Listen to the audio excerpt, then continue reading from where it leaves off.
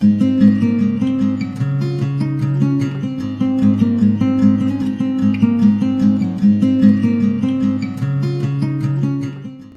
guys, welcome to Statophysics. Did you ever thought how 0 factorial equals to 1? Now, if this is your question, here is my answer. I will give you a firm warning. To understand the proof, you should know the basic integral calculus, both definite and indefinite one. We will derive the factorial function and then we will prove our argument 0 factorial equals to 1. Now, before starting the proof, we need some foundation to be taken care of. At first, what is a factorial? A factorial is nothing but the multiplication of the successive terms. So that is n factorial is equals to n, its preceding term multiplied by its preceding term into multiplied by consecutive preceding term and going on up to 1.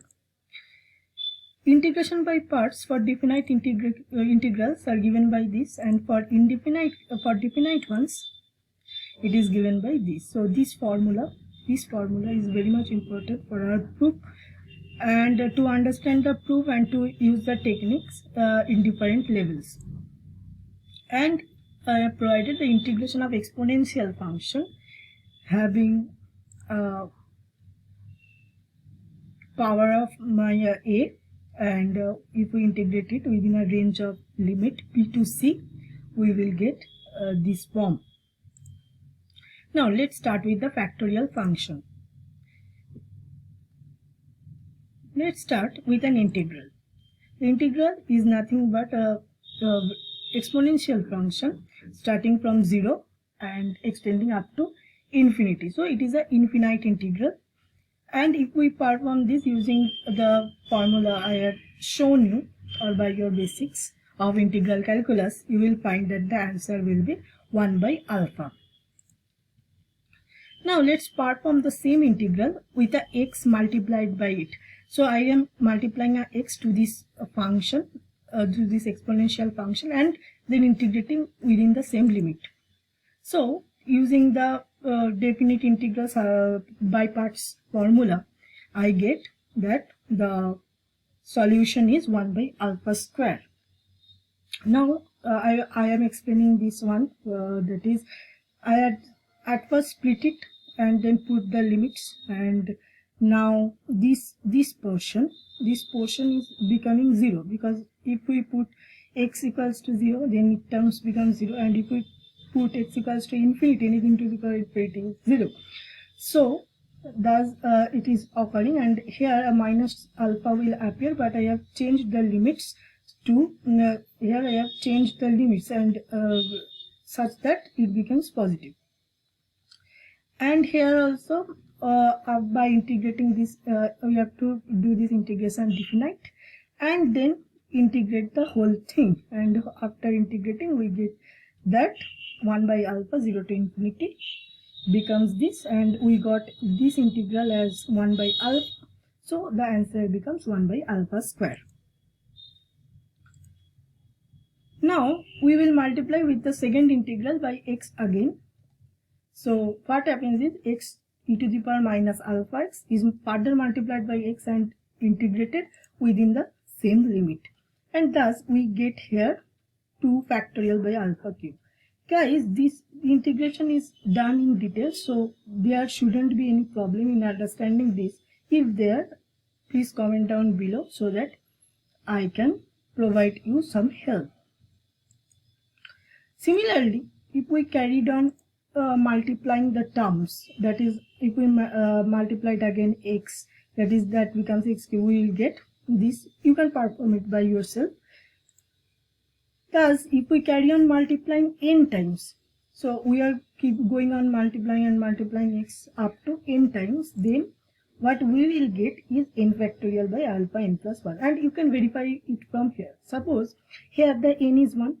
Okay, if we put n equals to 1, then what happens? Here this function becomes this, and we get alpha squared. So 1 factorial equals to 1 divided by alpha squared. Okay. And if we put n equals to 2, then also it verifies. So we can we just observe the interrelations between the integrations, and we form a generalized form. Thus this is our factorial function. And if we, for factorial, if we turn this to be 1, then what happens? This term gets fully factorial term. So alpha equals, if we put alpha equals to 1, this becomes our final factorial function.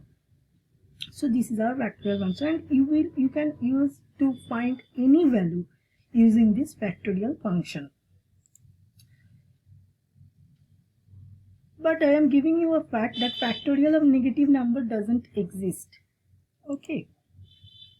Now if we put n equals to 0, so our argument is 0 factorial is equals to 1. So what we are doing with this, we are putting 0 factorial here. So if we put n equals to 0, then it becomes 0 factorial equals to 0 to infinity x to the x naught, which be over x to the power 0, which we know that anything to the power 0 is 1, and we are left with e to the power minus x dx, and if we put the limit, we will get 1. Okay, so we have proven that 0 factorial is equals to 1. Now if you want more videos on did you ever thought how, do comment below and also give me feedbacks regarding the video. In this channel I am uploading JEST solutions, so you can follow it thoroughly. Thus comment below to know how can I help you, and do subscribe guys, because this needs a lot of time investment and it really appreciates. And at last, thank you guys for watching this video. I hope this video helps you to understand the facts we are told but not proven. Thank you for watching. Have a great day.